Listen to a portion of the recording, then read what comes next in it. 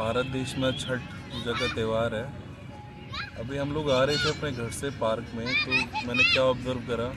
हम लोग पहले गए यमुना घाट, शाम घाट, जो हमारे घर के सबसे नज़दीक है। ये सोच के कि वहाँ पे छठ पूजा कैसी मनाई जा रही है, एक बार मैं अपनी वाइफ को लेके मगर दिखाना चाहता था।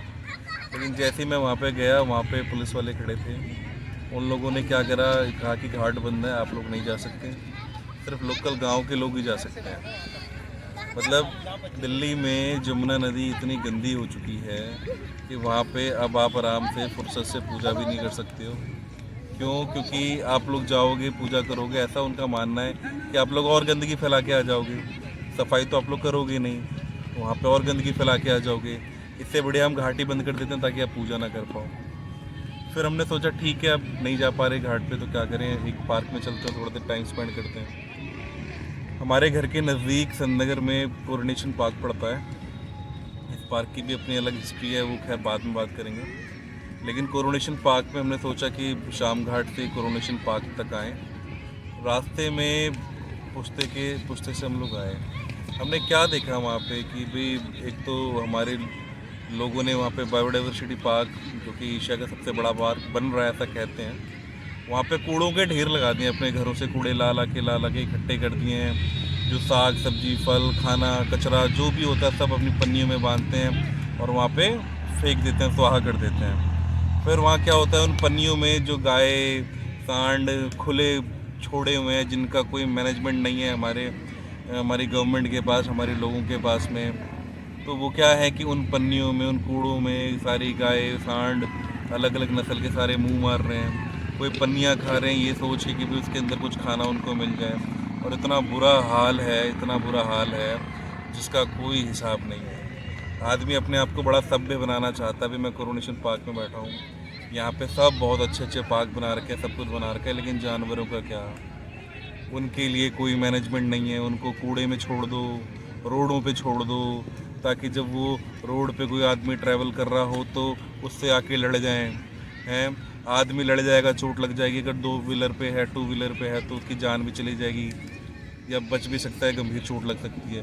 4 व्हीलर में है तो एक बार को चांसेस है बच जाए, लेकिन आपको चोट लग गई, आपका मेडिक्लेम होगा, नहीं तो सरकारी स्कूल हॉस्पिटल में क्या होगा कि आपका फ्री ट्रीटमेंट हो जाएगा। लेकिन जो चोट जिस जानवर को लगी, गाय को लगी, सांड को लगी, उसका क्या? उसके लिए आपने कौन सा हॉस्पिटल बना रखा है, कौन सा सरकारी हॉस्पिटल है, कौन सा ट्रीटमेंट है, कौन सा मेडिक्लेम दे रखा है? कोई मेडिक्लेम नहीं है, कोई ट्रीटमेंट नहीं है। वो तड़पे मरे जिए क्या हुए उससे हमें कोई मतलब नहीं है। हम अपने घर में बड़े सिविलाइज्ड हैं, फेसबुक फ़ोनों पे बड़े सिविलाइज्ड हैं, हम क्या कर सकते हैं इनके लिए? हम रोते गाते रहते हैं। लेकिन मैं सरकार से एक मेरी अपील है, जैसे मैं कोरोनेशन पार्क में बैठा हूँ, यहाँ पे आपने इंसानों के घूमने के लिए तो जगह बना दी। ये इतना बड़ा, इतने एकड़ों में फैला हुआ पार्क है, कुछ हिस्से इसके आप इसके अगर गौशाला के लिए भी बनाओगे तो कम से कम जो रोड पे कुछ इतनी सारी हजारों लाखों गायें घूम रही हैं, कुछ गायों को तो यहाँ पे मिल जाएगा रहने की जगह। समझ रहे हैं? खाने पीने के लिए उनको यहाँ पे सुविधा आराम से मिल सकती है। उनके द्वारा जो गोबर आएगा, मूत्र आएगा, आप लोग लाखों रुपए के तो दवाइयाँ फर्टिलाइज़र खरीद रहे हो इन्हीं पार्कों को मेंटेन करने के लिए। आपको नहीं लगता कि कुछ गायों को पाल के जो फर्टिलाइज़र आप खरीद रहे हो बाहर से, उनकी कॉस्ट ख़त्म हो जाएगी? और अगर आपने किसी एक ऐसे व्यक्ति को वहाँ पे रख दिया जो गायों को पालना जानता है, उनसे डेयरी का काम शुरू कर सकता है, तो जो लोग आपके पार्कों में घूमने आ रहे हैं उनको दूध दही के प्रोडक्ट भी मिल सकते हैं। अरे गवर्नमेंट की अपनी इनकम हो सकती है अपने पार्क को मेंटेन करने के लिए। अभी आपका पार्क सिर्फ आप पैसे लगाते हो, पैसे तो आते नहीं हैं आपको। ये छोटी सी एक्टिविटी से कहीं ना कहीं जानवरों का भी भला होगा, आपका भी भला होगा। बात को बड़े ना बारीकी से समझने वाली बात है। हम अपने आप को सिविलाइज दिखा के हमने क्या करा है, नेचर के साथ खिलवाड़ कर दिया। लाखों जानवर घूम रहे हैं, कम से कम ये एक तरीका अपनाइए कि इतने बड़े पार्कों में कुछ हिस्सा, कुछ जगह इन पशुओं के लिए भी बनाइए। और यहाँ पर जो आप दिखावटी सजावटी पौधे लगा रहे हैं, उनकी जगह कुछ ऐसे फलों के पौधे लगाइए। आपकी जगह केवल घूमने के पर्पज़ से काम आ रही है, आप इसको एक ऐसा डेवलप करें मॉडल एग्रो टूरिज्म का कि यहाँ से आपको रिटर्न भी मिल रही हो। यहाँ से जो इनकम आती है वो सरकार अपने पास रखे, इन पार्कों को मैनेज करने में लगाए। जो लोगों को यहाँ पे सैलरी पे रखेगी उनकी सैलरी पे करे। एक छोटी सी बात मेरे मन में थी जो मैंने कही, इतने बड़े पार्कों को आपने बना दिया है लोगों के लिए, लेकिन जानवरों को आपने क्या दिया है? उनसे सब कुछ तो ले लिया है। पीने के लिए आपके घर में तो भाई फ्रिज है, आरओ है, जानवर कहाँ जाए पीने? आपने नाले बाहर रखे हैं, नाले में वो जाके मुंह मारे। नदियाँ थी तो नदियों के अंदर आपने इतना गंद फैला दिया कि नदी तक वो जा नहीं सकते और पी के कहाँ मरे हैं।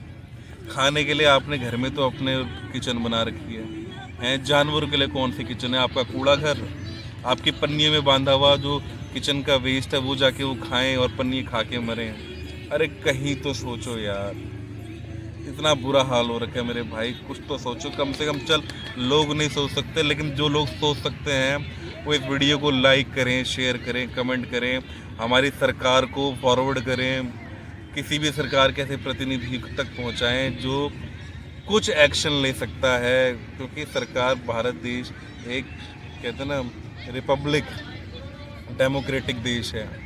अगर हम अपना ही ख्याल रखेंगे, इन जानवरों को ही छोड़ देंगे पूरी तरीके से, तो यार हम फेल हैं एज अ जनरेशन और फेल हो रहे हैं। तो प्लीज़ इस समस्या का कुछ मिलके हम समाधान करें। जो समाधान मेरे जी में आया कि जो संभव है और करा जा सकता है, इससे दो पैसे सरकार को भी मिलेंगे, दो लोगों को रोज़गार भी मिलेगा और जानवरों की भी कम से कम जीता होने से बचेगी। तो हाथ जोड़ के विनती करता हूँ, अगर आप लोग ये कर सकते हैं तो ज़रूर करें। ये प्रयास करना हमारे ही इंसानों के हाथ में, क्योंकि दुर्गति हम इंसानों ने ही करी है। मेरी बात अच्छी लगी हो तो शेयर करना, ताकि ये बात हमारी सरकार तक पहुँचे और सरकार कुछ अच्छे प्रबंध कर पाए। ना अच्छी लगती हो भाई तो कोई बात नहीं, छोड़ देना, जो जैसे कर रहे हो करो। धन्यवाद। जय हिंद, जय भारत।